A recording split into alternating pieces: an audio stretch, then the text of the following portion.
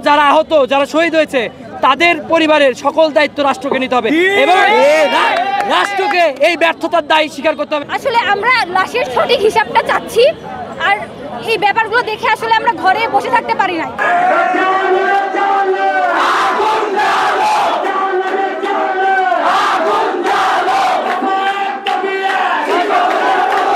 বগুড়া জেলা প্রশাসকের কার্যালয় থেকে শিক্ষা উপদেষ্টার পদত্যাগের দাবিতে বিক্ষোভ করেছে সাধারণ শিক্ষার্থী। আমরা ছাত্র জনতা এটা শোকাহত। আপনারা দেখবেন যে গতকালের যে ঘটনা, শিক্ষা উপদেষ্টার যে নাটকীয়তা, সেটি দেখতে পারবেন যে তারা কিন্তু দীর্ঘ রাত 3টার দিকে ঘোষণা করে দিয়ে যে আজকে পরীক্ষা হবে না। আমাদের তোপের মুখে পড়ে আমরা মনে করি আমাদের এইচএসসি 25 ব্যাচের যে 6 দফা মাইলস্টোনের যে ঘটনার পূর্ণ তদন্ত সাপেক্ষে তাদের যে লাশের যে হিসাব সেটিকে সঠিকভাবে বাস্তবায়ন করতে হবে প্রথমত। দ্বিতীয়ত আমাদের এইচএসসি 25 ব্যাচের গ্রেডিং সিস্টেম সহ যে 6 দফা সেটিকে বাস্তবায়ন করতে হবে। তৃতীয়ত মাইলস্টোনের শিক্ষার্থীরা যে তাদের যে দাবি নিয়েছে সেটিকে বাস্তবায়ন করতে হবে এবং ভুক্তভোগী পরিবার সহ যারা আহত যারা শহীদ হয়েছে তাদের পরিবারের সকল দায়িত্ব রাষ্ট্রকে নিতে হবে এবং রাষ্ট্রকে এই ব্যর্থতার দায় স্বীকার করতে হবে।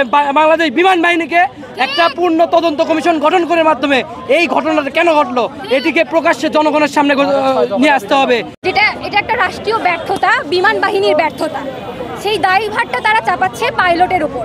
আমি মনে করছি যে পাইলটের এখানে বিন্দু পরিমাণ দোষ নাই, এটার দায়ভার একান্তই বিমান বাহিনী এবং রাষ্ট্রের। আর আপনারা দেখেছেন যে সেখানে ছোট ছোট বাচ্চা কিভাবে দগ্ধ হয়েছে আগুনে, কিন্তু নিউজে দেখাচ্ছে যে মাত্র 22 জন বাচ্চা দগ্ধ হয়েছে। 22 জন বাচ্চা দগ্ধ হওয়ার তো প্রশ্নই আসে না, যেখানে প্রত্যেকটা রুমে মিনিমাম 50 জন করে বাচ্চা ছিল। আসলে আমরা লাশের সঠিক হিসাবটা চাচ্ছি, আর এই ব্যাপারগুলো দেখে আসলে আমরা ঘরে বসে থাকতে পারি না।